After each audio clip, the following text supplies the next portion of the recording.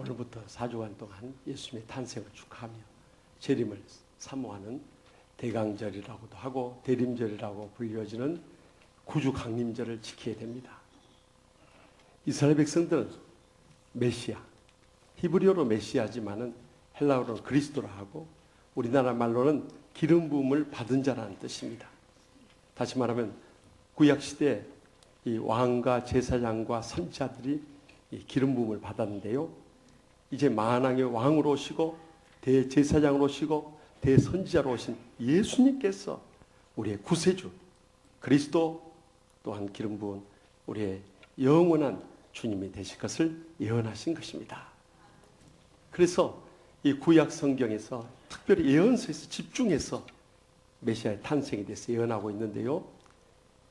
이것은 기록 연대나 또한 중요성으로 인해서 순서를 정한 것이 아니라 많은 분량의 이 예언서일수록 대예언서라고 해서 앞에 이사야, 예레미야가 에스겔, 다니엘 이 5권의 책을 모았고요.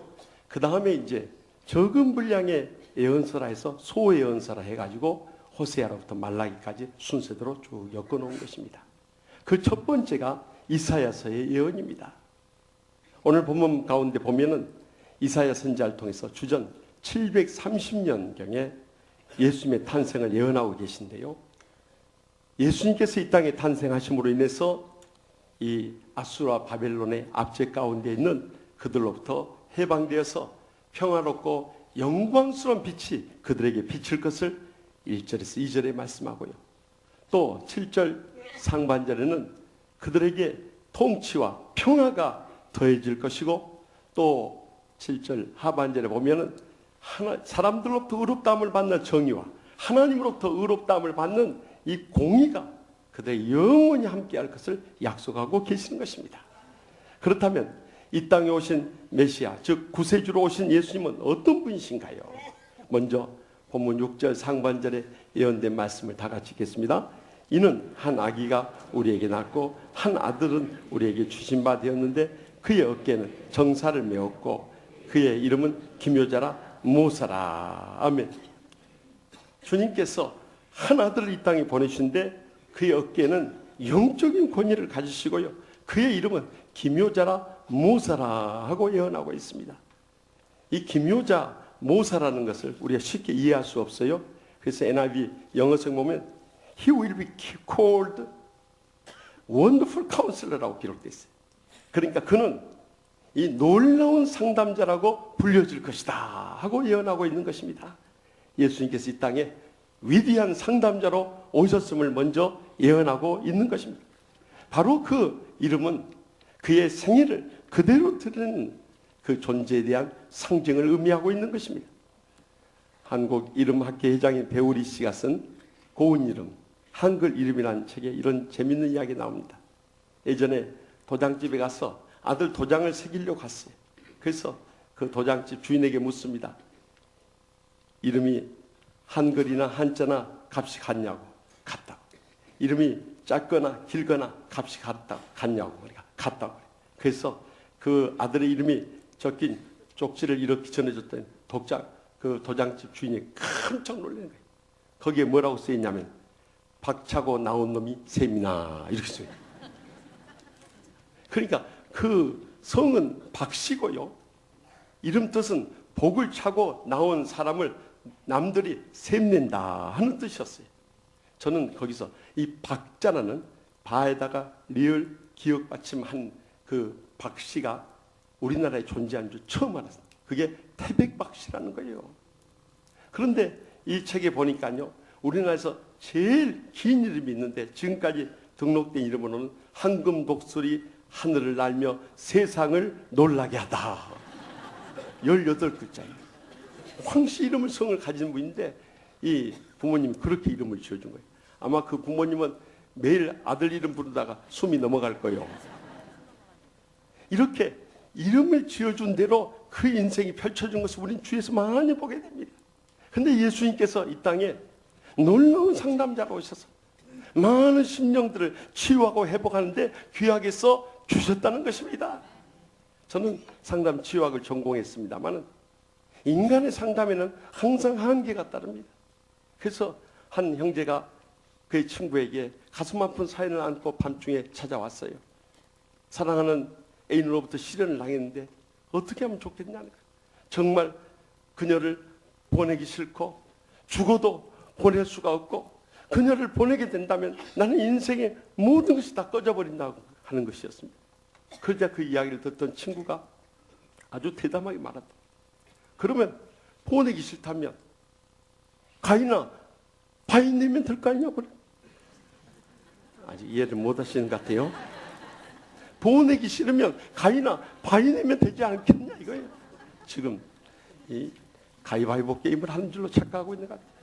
그래서 아무리 인간이 심리를 깊이 이해하고 상담 기술을 갖고 있다 할지라도 성령님께서 역사하지 않으면 인생의 어떤 문제도 해결할 길이 없는 것입니다. 그래서 저는 제가 주장하는 이 카운슬링 이론은 스피리추얼 카운슬링, 영적 상담이 돼야 한다는 걸 강조한 거예요. 실제로 예수님께서 이 땅에 오셔서 수많은 영혼들을 상담했어요. 그들의 영혼을 구원하시기도 했고요. 그들의 상한 마음을 치유하기도 했고요. 그들의 병든 육신을 치료하기도 했고요. 그들의 불행했던 삶을 행복하게 바꾸기도 하고 그들의 가난했던 삶을 부유하기도 하기도 하고 그들의 인생의 모든 문제를 해결해 주신 것입니다. 그것도 부족했어요. 예수님께서 부활 승천하사 하늘나라로 가시면서 우리의 천국의 처소를 예비하시고 떠나시면서요. 이 땅에 그의 거룩한 영인 성령을 보내주셨어요. 그 성령님이 지금은 우리를 상담하고 치유하고 회복시키고 있다는 것을 잊지 마시기 바랍니다. 그래서 요한복음 14장 26절 말씀 보면 보혜사 곧 아버지께서 내 이름으로 보내실 성령 그가 너희에게 모든 것을 가르치고 내가 너희에게 말한 모든 것을 생각나게 하리라 약속하신 거예요. 여기 보혜사라는 것은 보혜 소주회사의 약자가 아니요. 문자적인 뜻은 우리를 보호하시고 우리에게 은혜 베푸시고 우리를 가르치시는 분이라는 거예요. 그러나 그 뜻을 더 이해하기 쉽게 하기 위해서 영어 성경에 보면은 The Counselor라고 기록되어 있어요. 다시 말하면 성령님이 우리의 상담자가 되셔서 우리의 모든 것을 가르쳐 주시고요. 생각나게 해주시고요. 인도해 주고 계신다는 것을 잊지 마시기 바랍니다. 미국의 16대 대통령 에이브러햄 링컨을 우리가 잘 알고 있어요. 그는 초등학교도 제대로 나오지 못했어요. 어머니가 주신 이 성경책 하나 붙잡고 이 말씀대로 살면 하나님께서 너에게 복을 주실 것이다. 그 어머니 유언을 따라 일생을 살았던 사람이에요. 그래서 그의 인생 가운데 실패도 많았어요. 7차례에 걸쳐서 그는 주의원, 하원의원, 상원의원, 부통령 후보 선거에서 다 낙선이 됐어요. 결국 7.8기 끝에 그는 미국 대통령 후보가 됐고 미국의 16대 대통령으로 1860년 당선될 수 있었던 거예요. 그때 그 선거를 치르는 과정에서 많은 정적들의 비난과 모함 속에서도 모든 걸 이겨내고 미국의 대통령이 됐을 때 그의 참모대 한번 물었어요. 각하, 어떻게 해서 그 모함과 멸시 속에서도 모든 것을 사랑으로 이기며 승리할 수 있었습니까? 링컨 대통령의 대답은 성령님께서 날마다 나를 위로해 주시고 새 힘을 주셨기 때문에 끝까지 인내하면서 승리할 수 있었다는 거예요. 그뿐만이 아니에요. 그의 가정생활이 결코 행복한 것이 아니었어요. 메리 타드 링컨 여사는요 굉장히 신경질적인 여자였어요. 그래서 링컨을 덜덜 볶아주고 얼마나 볶였으면 저렇게 홀쭉해졌겠어요. 그런데 가정에서만 이 부인이 참 남편을 괴롭힌 거 아니라 밖에 나가서도 말을 함부로 말해요. 많은 사람들에게 상처를 주는 거예요. 한 번은 시장에 가서 가게 주인하고 이 물건 가격을 흥정하다가 크게 싸우게 됐어요. 그래가지고 그 가게 주인한테 막 욕설을 팍 퍼붓고 그러자 그 주인이 열이 받쳐가지고 링컨을 찾아갔어요. 도대체 당신 부인을 어떻게 관리하기에 정치인 부인으로서 저럴 수가 있냐? 나한테 와서 15분 동안이나 욕설을 퍼붓고 갔다고. 그러면서 막 열을 내는 거예요. 그때 링컨이 정중히 사과를 하는 거예요. 그러더랍니다. 저는 지난 15년 동안 그 소리를 듣고 살아왔습니다. 15분쯤은 조금 이해할 수 있지 않습니까? 그러더래요. 우리 남편들 이해가 되십니까? 얼마나 가슴에 와닿는 소리예요. 여러분, 링컨 대통령은 그런 시련 속에서 성령님의 위로받고 성령님으로 치유받고 성령님으로 또 세임 얻어서 안팎의 모든 어려움을 이겨냈습니다. 그리고 1865년 세계 역사상 최초로 흑인 노예를 선포하고 해방을 선포하고 그의 사명을 다 마쳤는지 그 닷새 후에 그는 백인 극렬 분자의 이 총탄에 맞아서 하늘나라로 떠나갑니다. 그 인생은 끝이 났지만은 지금까지 미국 역사 가운데서 가장 위대하고 가장 존경받고 가장 신앙적인 대통령 뽑는다면 에이브라임 링컨 대통령 어느 누구도 부인할 수 없는 것입니다. 여러분, 우리 인생 살다 보면 어려움 없는 인생이 어디 있습니까? 가정에도 있고 직장에도 있고 심지어 교회 와서 신앙생활할 때도 우리에게 상처 주고 고통을 안겨다 준 사람들이 있을 겁니다. 그때도 우리는 성령님과 상담하고요, 치유받고요, 회복되고요, 새 힘을 얻어서 한란 많은 세상 끝까지 승리할 수 있길 바랍니다. 계속해서 본문 6절 중반절 말씀 다 함께 읽겠습니다. 전능하신 하나님이라 영존하신 아버지라. 아멘. 예수님을 전능하신 하나님이요 영원하신 아버지라고 예언하고 있어요. 여기서 삼위일체 교리가 나온 것입니다. 성부 하나님, 성자 예수님, 또한 거룩한 영인 성령님, 이 세 분은 원래 한 분이었어요. 그래서 창세기로부터 보면은요, 우리가라는 단어가 계속 되풀이된 건 무엇입니까? 그분들은 원래 한 분이셨고 함께 일하셨고 함께 마지막 세상을 심판한다는 것을 잊지 마시기 바랍니다. 그런데 그 하나님, 히브리어로 엘이라고 하는데 원래 그 뜻은 강하신 분, 능력 있으신 분이라는 뜻이죠. 그 하나님이 우리의 영원하신 아버지가 되신다는 것을 얼마나 감동적인 말씀입니까? 어제는 저희 아버지 이주기 주도일이었습니다. 저는 요즘 아버지라는 단어만 떠올리고 아버지라고 부르기만 해도 가슴이 뜨거워지고 눈시울이 붉어져요.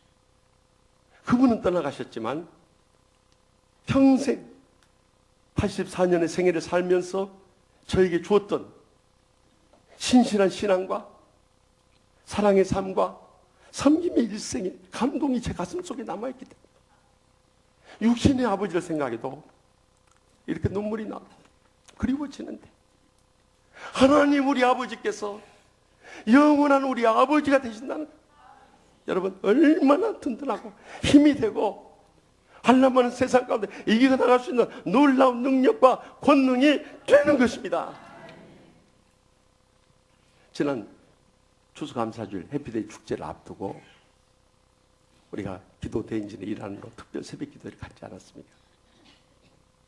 거의 끝나갈 무렵에 이제 새벽 기도를 인도하고 목사실에 와 있는데 한 권사님 찾아왔어요. 큰 눈물을 흘리면서 괴로워하세요. 얼마 전에 병원에 가서 검사를 했는데 치매가 이미 깊이 진행되어 버렸다는 거예요. 이제 머지않아서 사람들 못 알아볼 텐데 어떻게 하면 좋냐고 너무 충격을 받고 오셔서 그렇게 눈물을 흘리세요. 요즘 치매가 유행하다 보니까 어느 누구도 예외일 수 없어요. 그리고 언제 우리에게 닥쳐올지도 알지 못합니다. 갑자기 이제는 정신을 잃고 사람들을 못 알아보고 헛소리를 하게 되니까 얼마나 힘든 일이에요. 그 권사님 심정은 충분히 이해하지만 제가 그랬습니다. 권사님, 하나님께서는 죽은 자도 살리고 어떤 병도 고치신 분인데 권사님 치매도 치료하여 주실 줄 믿습니다. 그러니까 이제부터 계속해서 주님 앞에 나와서 치매를 치료시도록 간절히 간구하고요, 부족하지만은 와서 기도 받으시고요, 더 나가서 날마다 성경 암송하고요, 찬송하면서 기쁨으로 사시기 원합니다. 그럴 때 하나님께서 틀림없이 치료해 주실 줄 믿습니다. 절대 걱정하지 마시오. 그리고 뜨겁게 기도해드리고 돌려보냈어요. 한 3주 지났네요. 지난주 화요일에 그 권사님이 새벽 기도 마치고 이제 내려오는데 저를 찾아서 웃는 얼굴이, 그래서 무슨 좋은 일이 있으신가 했더니 지난 주간에 병원에 가서 다시 검사를 했다. 그랬더니 치매 증세가 깨끗이 사라져버렸다는 거예요. 그리고 정상적인 그 권사님이 연세의 정신적인 또 뇌세포 이 모든 것을 볼 때보다 훨씬 더 건강하다는 것입니다. 그러면서 목사님 감사합니다 하면서 그렇게 기뻐하세요. 그래서 제가 그랬어요. 권사님, 제가 뭐라고 그랬어요? 걱정하지 말라고 했잖아요. 하나님께서 우리를 사랑하시고 우리 편에 계시고 우리를 지켜주시는데 우리의 생명과 건강도 하나님 손에 달려있지 않습니까? 그랬어요. 여러분, 하나님께서는 사람이 이론으로 설명할 수가 없어요. 사람의 능력으로 일어날 수 없는 기적을 오늘 또 행하고 계시는 거예요. 그래서 아들이 귀신 들려서 이 품을 품고 침을 흘리면서 쓰러져가는 그 아들이 데리고 예수님을 찾아왔을 때 예수님께서 마가복음 9장 23절에 뭐라고 말씀하십니까? 할 수 있거든요. 무슨 말이냐? 믿는 자에게는 능히 하지 못할 일이 없느니라. 그 다음 10장 27절에도 계속해서 말씀하세요. 사람으로는 할 수 없으되 하나님으로는 그렇지 아니하니 하나님으로서는 다 하실 수 있느니라. 믿습니까? 정말 그 믿음을 붙잡아야 돼요. 우리는 못하지만 하나님은 할 수 있다는 거예요. 이것이 중요한 사실이. 우리가 하는 게 아니에요. 그래서 저는 목회를 하면서도 우리 부목사님들 가끔 어려운 일을 부탁할 때 형님 이건 어려운데요. 그런 말을 할 때가 있어요. 그때만 제가 하는 말이 있어요. 개그맨도 개그 콘서트에 나와서 대한민국에 안 되는 게 어딨니? 다 되지 그런데. 그리스도 안에 안 되는 게 어디 있는가? 그러면 빌립보서 4장 13절 내게 능력 주니 안에서 내가 모든 것을 할 수 있느니라 이 말씀 바꿔야 되네. 그것도 우리 이름을 내기 위해서 하는 것인가? 하나님의 영광을 위해서 하는 것인데 하나님께서 권능으로 역사해 주지 않겠는가? 될 줄 믿으소. 그러면서 지금까지 목회하고 우리는 그 극한 어려움도 다 이겨내고 이렇게 행복하고 부흥하는 치유하는 교회를 이루게 된 것입니다. 여러분, 우리가 한 거 아니에요. 하나님께서 권능으로 역사해 주신 거예요. 그래서 우리는 이 모든 결론 하나님 아버지께만 영광 돌려야 하는 것입니다. 근데 말세 교인들의 심각한 문제는 이 하나님의 기적을 안 믿어버리는 거예요. 그렇기 때문에 낙심하고 좌절하는 거예요. 또 이런 기적이 우연찮게 일어나게 되면 자기가 이룬 줄로 착각을 해요. 내가 했다 하고 큰 소리 치는 거예요. 이것이 영적 교만인 거예요. 하나님의 자리를 자기 자리로 바꿔버린 거예요. 한 목사님이 삭개오에 대해 설교해야 됩니다. 아마 혼동을 일으킨 것 같아요.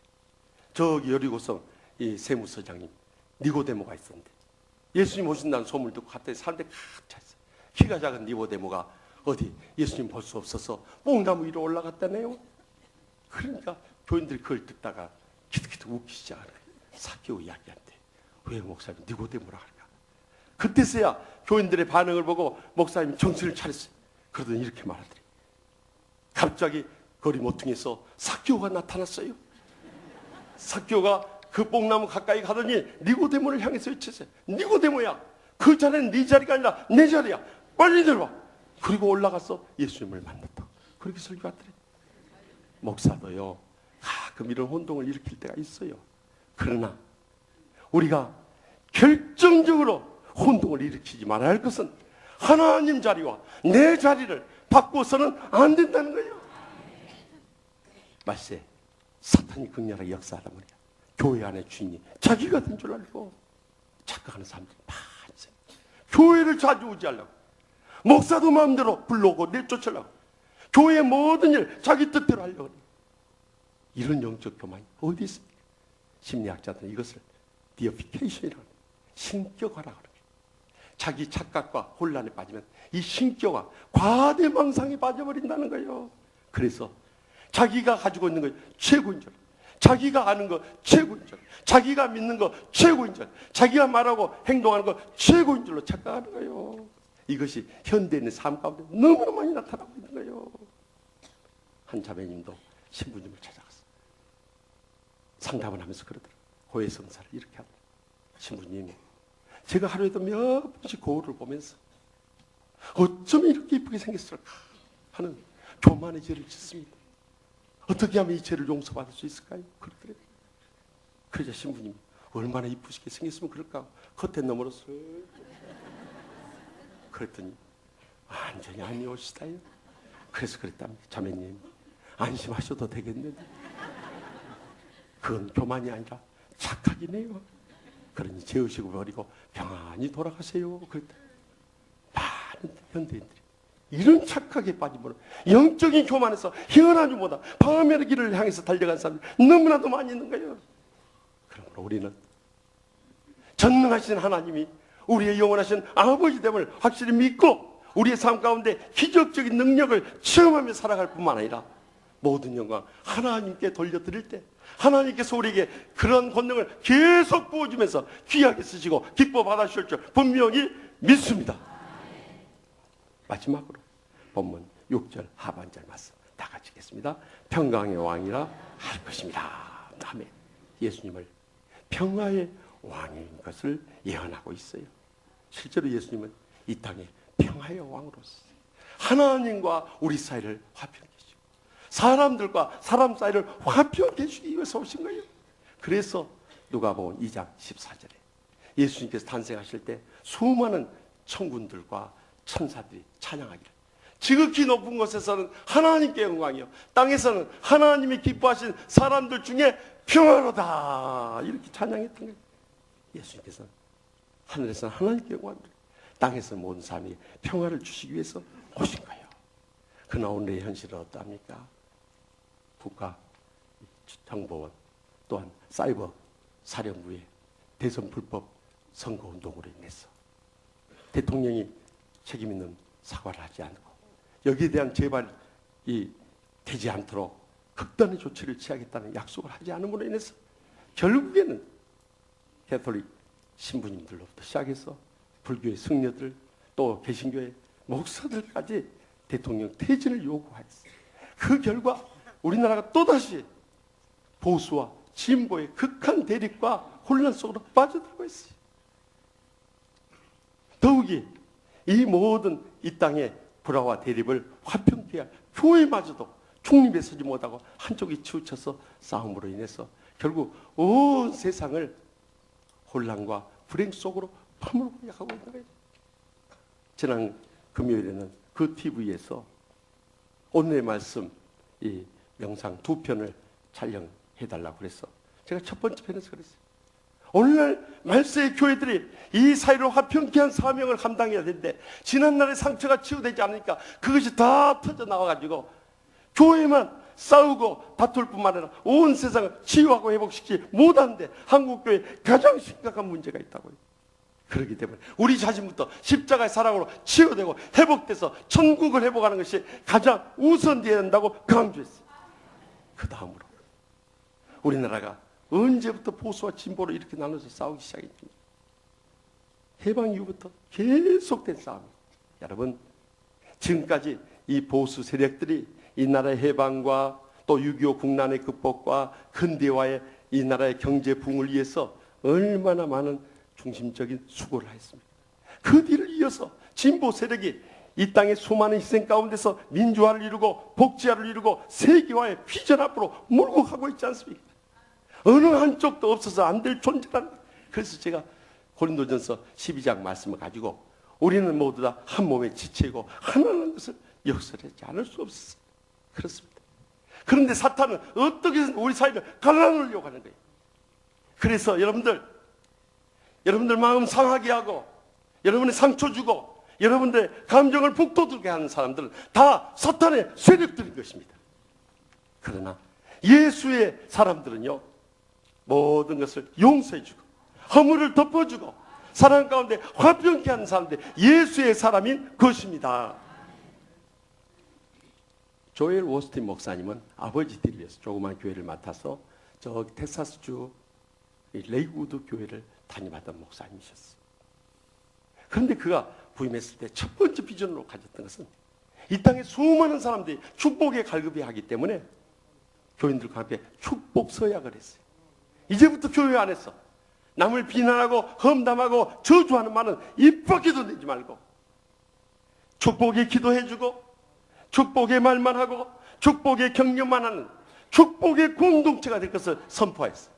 그대로 온 교회들의 힘을 합해서 지금 6만 명이 넘는 미국에서 가장 뜨겁게 부흥하는 교회를 이루게 된 거예요. 그런데 그분이 쓴 긍정의 힘이라는 책 가운데 이런 재미있는 이야기가 나와요. 많은 사람들이 자기의 변화를 시도하려고 하지 않고 남만 탓하고 있는데 내 자신이 먼저 어찌할꼬 통에 잡아가면서 회개하지 않으면 어떤 변화도 기대할 수 없다는 거였어. 그러면서 이런 재미난 예화를 들려주고 있어. 밤중에 해군 함정 한 척이 칠흑같이 어둠을 헤치고 항해를 하고 있는, 갑자기 앞에 불빛이 탁 나타난 거예요. 놀라서 긴급히 무전을 보냈어요. 방향을 동쪽으로 10도만 바꾸시오 그랬어요. 그랬더니 그 상대방에서 답신이 왔어요. 우리는 그럴 수 없어. 당신이 서쪽으로 10도를 바꾸시오 하고 답신이 왔어요. 그러자 화가 나서 다시 무전을 쳤어요. 나는 해군 함정이다. 명령이다. 지금 당장 항로를 변경하라 그랬어요. 그러자 몇 초 후에 또 답신이 왔어요. 저는 2등 수경입니다. 하지만 방향을 바꿀 수 없습니다. 함장님이 바꾸십시오 그런 거예요. 그러자 머리 끝까지 화가 치면 함장이 최후에 무전을 쳤어요. 이 배는 전투합니다. 만약에 항로를 바꾸지 않으면 그대로 깔아 뭉개버릴 것이다 그랬어요. 그러자 그 수경에서 답신이 왔어요. 그렇다면 함장님 마음대로 하십시오. 그런데 여기는 정대입니다. 여러분, 정대가 바꾸라면 바꿔야 되는 거예요. 평화의 왕이신 하나님께서 바꾸라면 우리는 바꿔야 되는 것입니다. 내가 바꾸지 않으면 우리 자신도 일생 불행의 고통에서 헤어나지 못하고 우리의 가정도 그 불행의 눈물을 흘리지 않을 수 없고 하나님의 교회마저도 그 고통 가운데 헤어날 수가 없고요. 이 세상에 소금과 빛의 사명을 여전히 감당할 길이 없는 것입니다. 그러므로 내가 먼저 평화의 사람으로 변할 수 있길 바랍니다. 평화의 왕을 모시고 평화의 사람으로 내 자신이 변하기만 하면 거기서부터 우리의 가정을 화평케 해주시고 우리 직장도 화평케 되고요. 하나님의 교회도 화평케 되고요. 온 세상도 화평케 될 줄로 분명히 믿으시기 바랍니다. 1963년 서울의 한 장로님, 권사님 가정에서 첫 딸로 태어난 자매가 뇌성마비로 태어나 어렸을 때부터 온몸을 막 비틀면서 가누지를 못하고 그러면서 이 언어 장애가 와서 말도 못하는 그 장애 아이를 키우는 부모의 심정이 어떻게 날마다 이 아이를 볼 때마다 눈물로 기도하지 않을 수 없어요. 정말 그 심정을 우리가 어떻게 헤아려 줄 수 있겠어요. 그런데도 이 아이가 커가면서 11살 됐을 때 배우려는 의지를 가지고 한글을 터득하기 시작해요. 17살 때 누군가 선물해 준 성경을 읽기 시작했어요. 그러면서 그 성경 읽는 가운데 주님을 만나게 된 거예요. 세상 사람들은 다 그를 외면하고 무시하고 경멸하지만 주님은 나 같은 죄를 위해서 십자가를 죽기까지 사랑했다. 그 사랑의 복음 앞에서 그런 눈물을 흘리면서 말로 표현할 수 없지만 그 사랑에 감격하며 눈물을 흘리면서 새로운 삶의 희망과 용기를 안고 일어서지 않을 수 없게 된 거예요. 하나님 아버지, 내가 이렇게 장애인 몸으로 무엇을 할 수 있겠습니까? 기도하는 가운데 성령님께서 그의 영감을 주시고 지혜를 주셔서 그가 서툰 글씨를 쓰기 시작했어요. 그 찬송시를 쓰기 시작을 했어요. 그 찬송시가 모든 사람들의 마음속에 감동을 줘서 그 시집을 모았던 게 베스트셀러가 돼버려요. 그래서 그가 펴낸 시집만 해도 지금까지 24권에 이르고요. 그가 지어낸 찬송시만 해도 100곡이 넘고요. 그가 지금까지 국내에 했던 간증 집회만도 1500여에 이를 정도에 이렇게 됐어요. 그런데 너무 무리한 활동을 하다가 1997년에 목 디스크가 오기 시작하듯이 갑자기 노화 증상이 오면서 이제는 전신마비 상태에 이렇게 됐어요. 그러나 그의 마지막 꿈, 장애인 학교를 세우는 것이 그의 최후의 꿈이었기에 그것을 이루기 위해서 마지막까지 이제 혼신의 힘을 다 쏟으면서 차장 시집을 만들어가고 있다. 그런 간증을 보았어요. 그런데 놀라운 것은 그가 바로 우리가 잘 알고 있는 내성마비 시인 송명희 시인이에요. 그런데 그의 찬양곡집 제1집의 타이틀이 뭔지 아십니까? 그 이름이라는 거예요. 그 이름. 그 찬송시 내용은 다음과 같습니다. 예수, 그 이름 나는 말할 수 없네. 그 이름 속에 있는 비밀을, 그 이름 속에 있는 사랑을, 그 사랑을 말할 수 없어서 그 풍부한 표현 못해서 비밀이 되었네. 그 이름 비밀이 되었네. 사람들 그 이름 건축자의 버린 돌처럼 버렸지만 내 마음에 새겨진 이름은 아름다운 보석, 내게 있는 귀한 비밀이라. 내 마음에 숨겨진 기쁨. 예수, 오 그 이름, 나는 말할 수 없네. 그 이름의 비밀을, 그 이름의 사랑을. 그는 내성마비의 절망적인 고통 속에서 일생을 살았지만 그가 체험한 사랑의 예수님, 그 이름을 그는 말로 다 표현할 수 없지만은 그 영혼의 깊은 곳에서 말로 다 할 수 없는 감사와 감격을 이 찬양시에 옮겨놨던 거예요. 사랑하는 성도 여러분, 우리를 구원하시기 위해서 하늘 높은 보좌를 버리고 낮고 천한 이 땅에 오셔서 죽기까지 사랑하신 그 십자가의 사랑의 예수님, 그 이름을 생각한다면 우리의 가슴이 뜨거워지지 않고 우리의 눈물이 앞을 가리지 않을 수 없고 그 행복의 감격 속에서 하나님 아버지, 내가 일생을 어떻게 보답하며 생의 마지막 순간까지 살아야 되겠습니까? 결단하지 않을 수 없는 것입니다. 우리 인생에 어떤 환난과 고통이 따른다 할지라도 우리는 그 가운데 기묘자 모사이신 그 예수님과 상담하며 위로받고 힘을 얻고요, 또한 전능하신 하나님이요 영원하신 아버지 되신 예수님으로부터 우리는 권능을 얻고요, 또한 평화의 왕으로 오신 예수님의 그 평화를 온 세상과 나누게 될 때 이 땅에 사는 동안 진정으로 천국의 행복의 감격 속에 하나님의 나라를 이루는 복된 성도들과 주의 종들로 쓰임받아 나가게 될 줄 믿습니다.